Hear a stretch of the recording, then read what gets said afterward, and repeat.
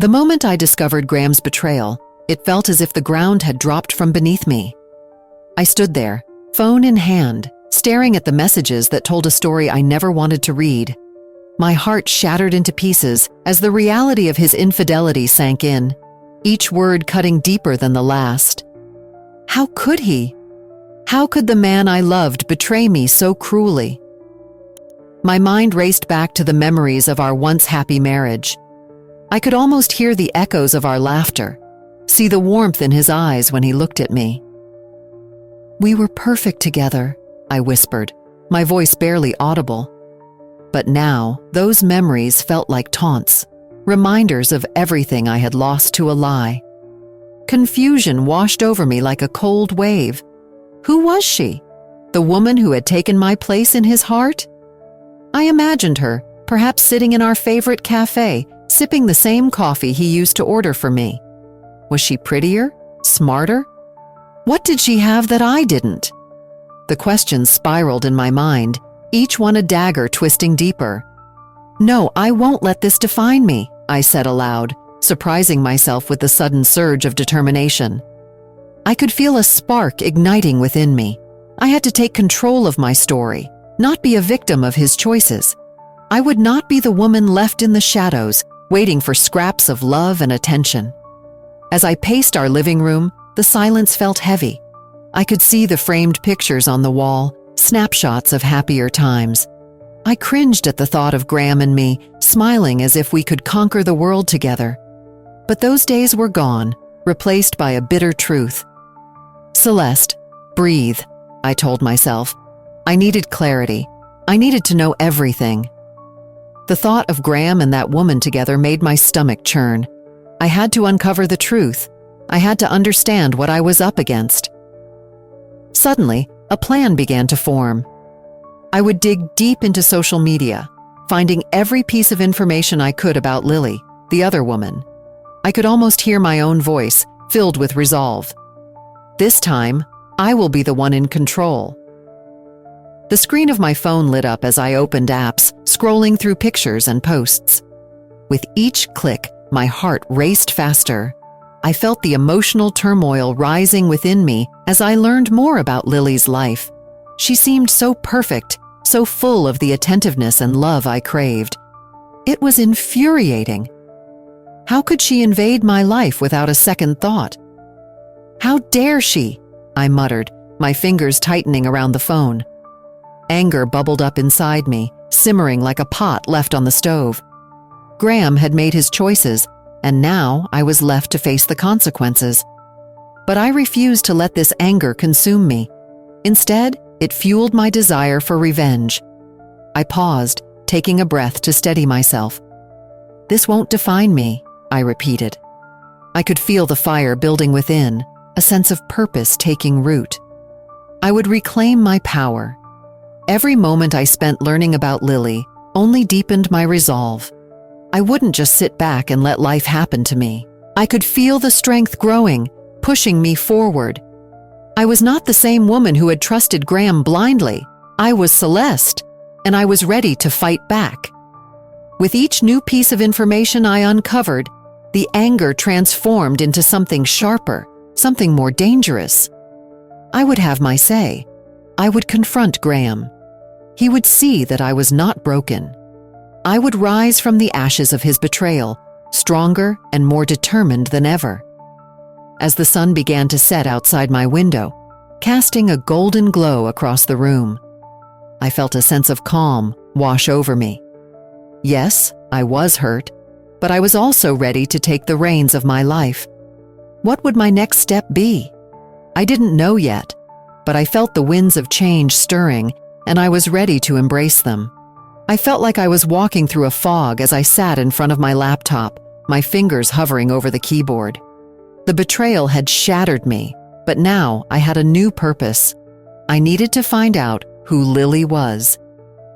The name echoed in my mind, a constant reminder of the woman who had stepped into my life and taken my place.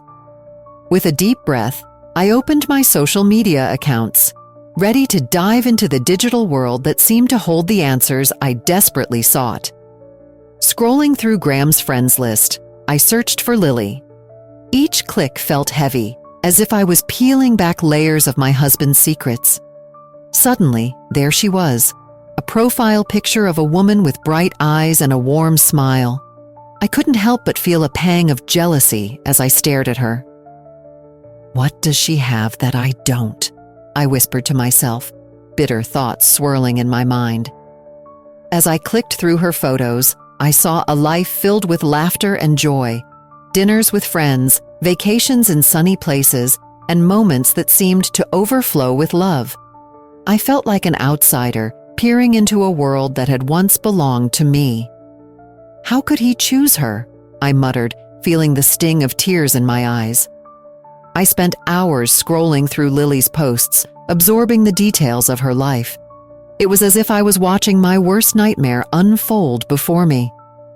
I saw pictures of Graham and Lily together, smiling, carefree, each image cut deeper than the last.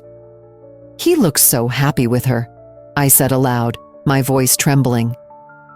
The rage began to bubble inside me, and I felt a fire igniting in my chest. I wanted to scream, to shake Graham and demand answers, but I knew I needed to be smart about this. "Why did you do this to me, Graham?" I thought, feeling a wave of anger crash over me. I imagined confronting him, demanding to know how he could betray our vows so easily, but I couldn't act on impulse. I needed a plan. As the anger simmered, I realized that I could use this anger to fuel my determination. I wouldn't let Graham's choices define me. I had to reclaim my power. "I'm not going to be a victim," I whispered fiercely, my heart racing with newfound resolve. In that moment, clarity washed over me. I took a deep breath and made a decision. I would not let Graham's betrayal dictate my story. I would take control. I started to jot down ideas in a notebook, my mind racing with possibilities. What if I show him that I'm not broken, that I can rise above this? I thought, feeling a spark of hope ignite in my chest. I spent the next few days gathering information about Lily. I learned about her job, her friends, and her interests. The more I uncovered, the more I realized how different we were. "He chose her," I said to the mirror one morning, "but that doesn't mean I'm less than." I felt a surge of strength at that moment, a reminder that I was still here, still me. As I pieced together a plan, I couldn't help but think of the confrontation that awaited me. I imagined Graham's face when he realized I knew about Lily, when he saw that I was no longer the unsure woman he had walked all over. "You will see what you've lost," I promised myself, a fierce determination settling in my heart. I was ready to shift the dynamics of our relationship, to play the long game. I wanted him to believe that everything was fine while I secretly plotted my revenge. Let him think he's won, I thought, allowing a small smile to creep onto my lips. I was ready to reclaim my life, and I wouldn't let Graham's betrayal keep me down any longer. The journey ahead was uncertain, but I was determined to face it head on. As I stood in the kitchen, the scent of rosemary and garlic filled the air.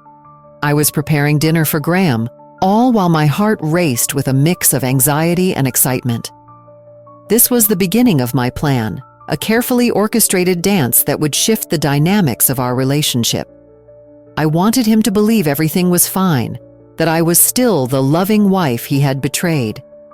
Little did he know, I was no longer the same woman who had cried alone in the dark. I glanced at myself in the mirror, adjusting my hair, reminding myself of the strength I now carried within. "You can do this," I whispered to my reflection. I had never been one for confrontation, but this moment felt different. I was ready to reclaim my power. As Graham walked through the door, I put on my best smile, as if nothing had changed. "Hey, honey, dinner is almost ready," I called out, my voice light and cheerful. He looked up, surprised but pleased. "Wow, it smells amazing in here," he said, taking off his jacket. He seemed relaxed, blissfully unaware of the storm brewing beneath the surface. "Thanks.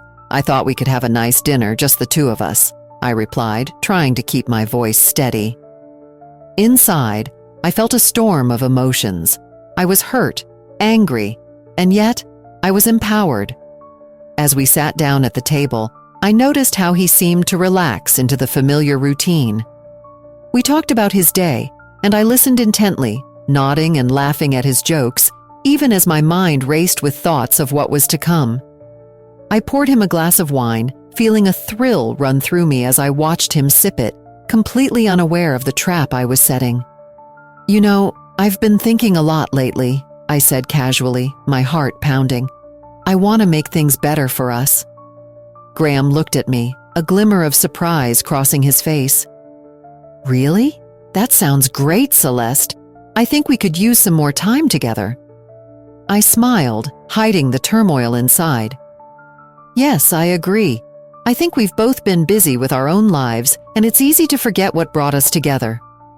"Exactly," he said, leaning back in his chair. "I really appreciate that you're being so understanding." His words felt like a knife twisting in my heart. Understanding? Did he really think I could understand his betrayal? But I kept my expression neutral, reminding myself that this was part of the plan. As we continued to eat, I felt an internal conflict. The pain of his betrayal was still fresh, but I was fueled by a newfound strength. I was balancing my hurt with the thrill of my revenge. I was no longer the victim. I was the one in control. After dinner, I suggested we move to the living room. I could see the comfort on his face as he sank into the couch, flipping through channels on the television. "Why don't you grab a movie? Something we can enjoy together," I offered, trying to keep my tone light. "Sure, how about that new action film?" he replied, still blissfully unaware. As he settled in, I felt a rush of adrenaline. This was it. I had set the stage, and now it was time for the truth to come crashing down. I had spent hours collecting evidence, piecing together the reality of his infidelity. I had the photos, the messages. He had betrayed me, and now he would face the consequences. With every moment that passed, my heart raced faster. I could see the ease in his posture, the way he laughed at the silly scenes on the screen. He thought everything was back to normal. But soon, he would realize that nothing would ever be the same again. "Graham," I said, my voice steady despite the whirlwind of emotions inside me. "There's something I need to talk to you about."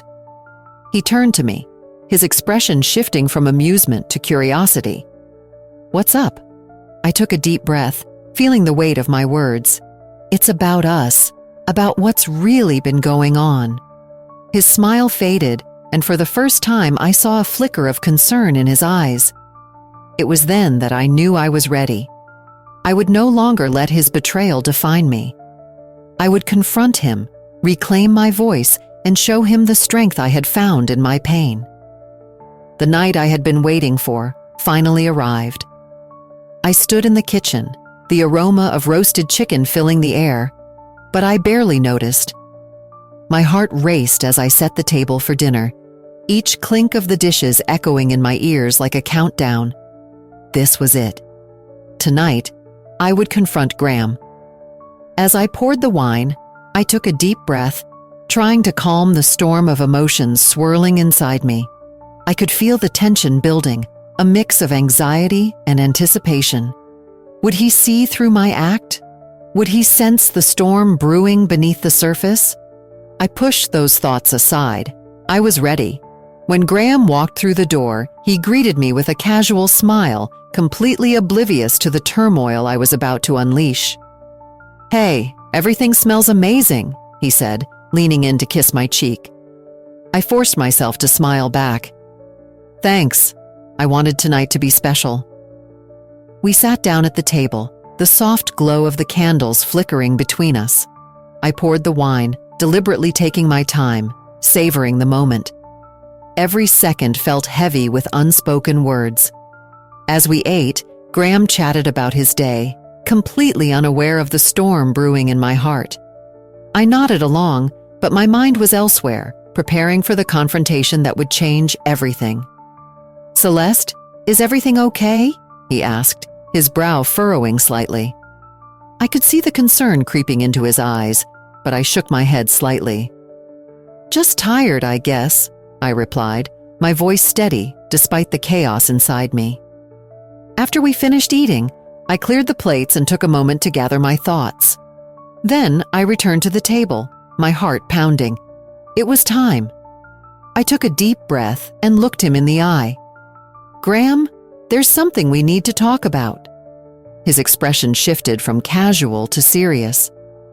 What's going on? He asked, his tone laced with concern.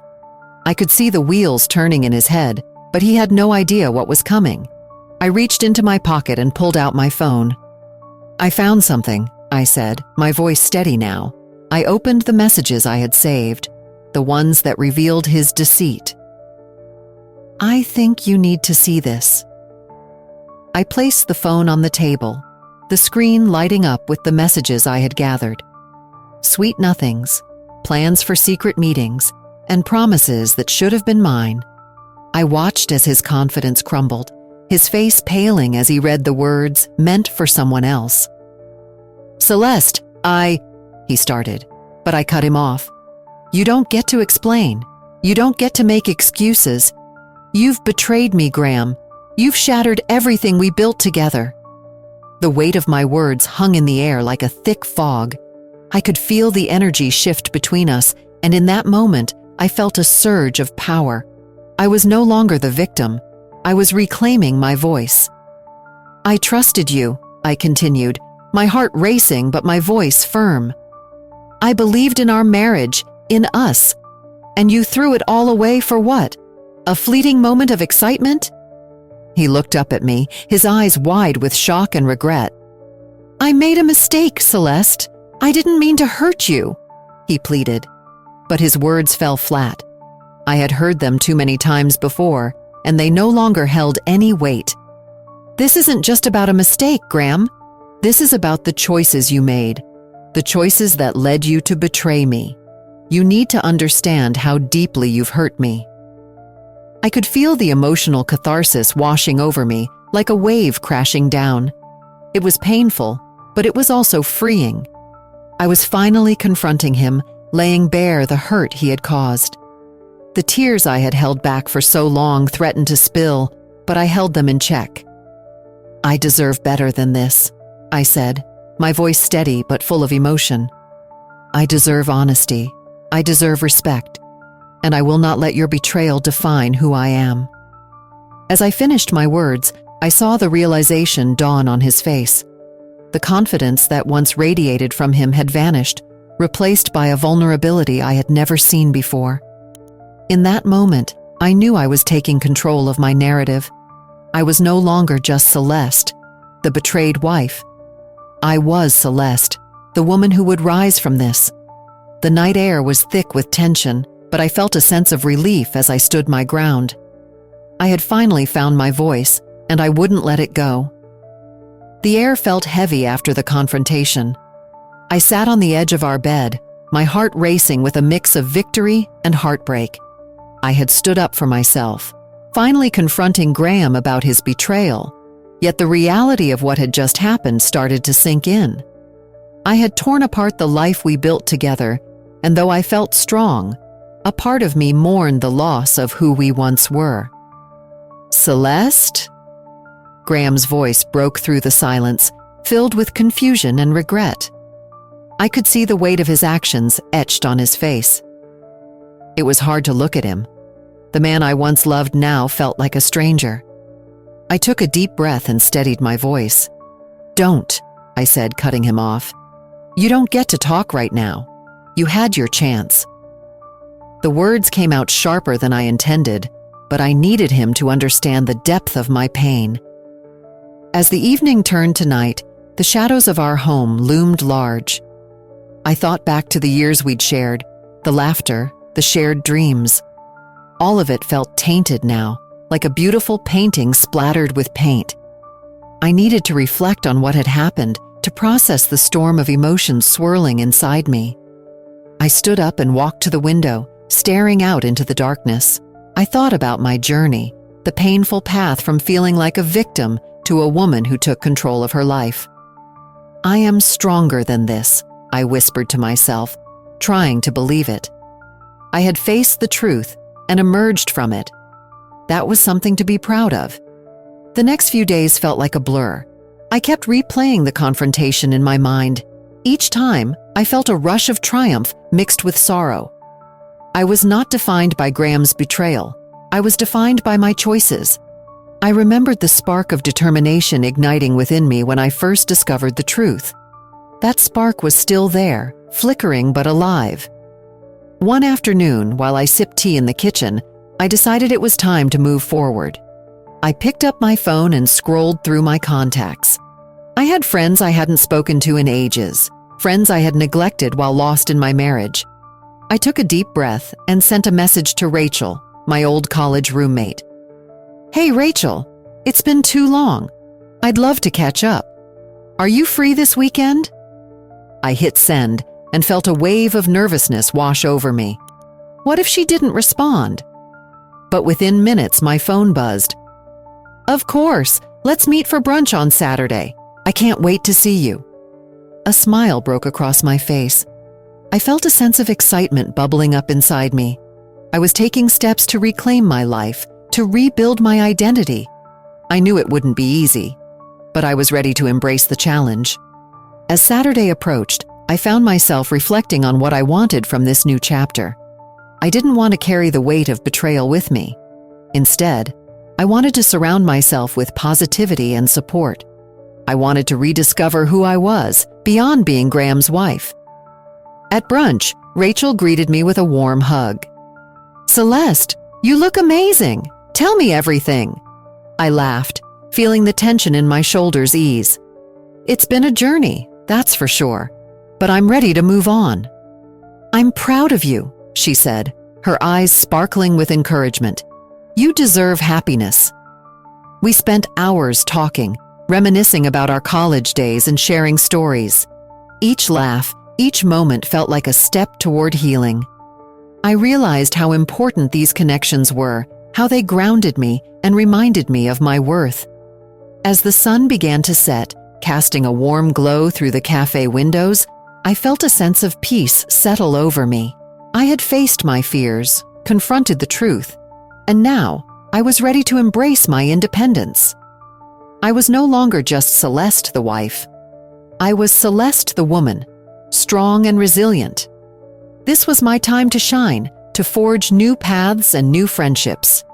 The journey ahead would be filled with challenges, but I was no longer afraid. I was ready to write my own story. As I stood in front of the mirror, I barely recognized the woman looking back at me. This was a new version of myself, one that had emerged from the ashes of betrayal. I took a deep breath and smiled, feeling a tingle of excitement run through me. It was time to embrace this new chapter of my life, free from the shadows of Graham and the pain he had caused. I decided to take a painting class at a local community center. Art had always been a passion of mine, but I had pushed it aside while trying to keep our marriage afloat. I wanted to reclaim that part of myself.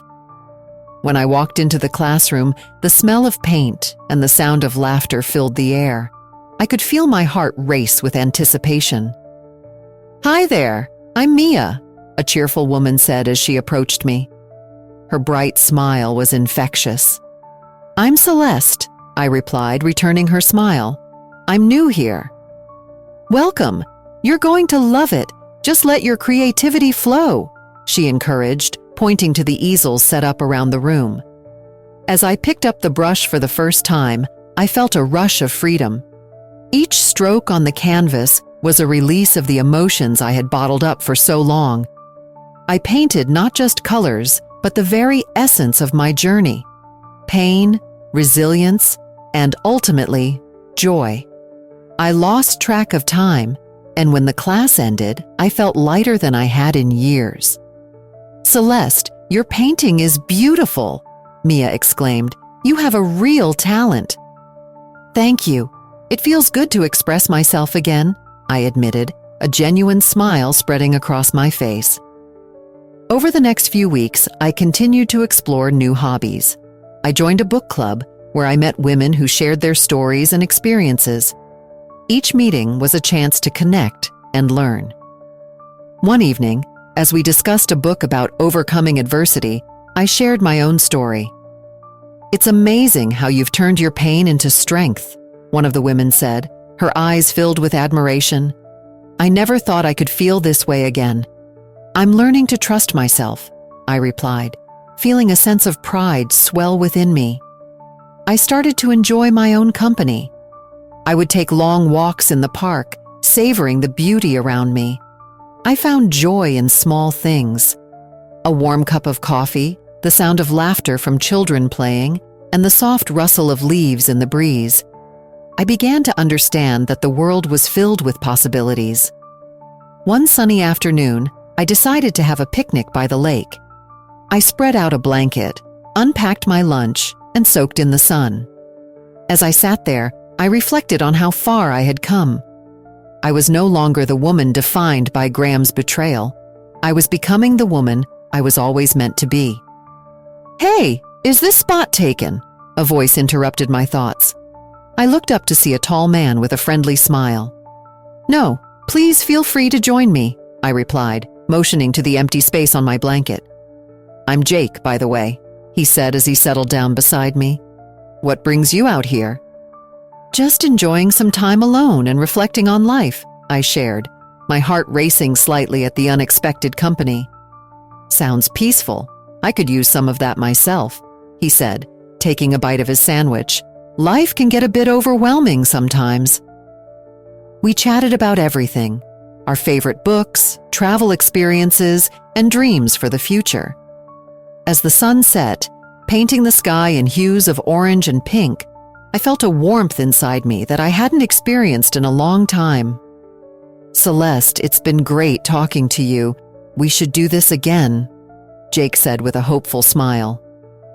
"I'd like that," I replied, surprised at how easily I connected with him. As I walked home that evening, I felt a sense of freedom I had never known. I was rediscovering my passions, rebuilding my identity, and learning to trust myself again. I realized that while betrayal had shattered my promises, it could never extinguish the inner strength that defined me. I was more than a victim. I was a survivor, ready to embrace the life that awaited me. Share this story if you believe that personal growth can emerge from the toughest challenges. Leave a comment about a moment when you rediscovered your passion or found unexpected joy in your life. Don't forget to subscribe for more inspiring stories like this one.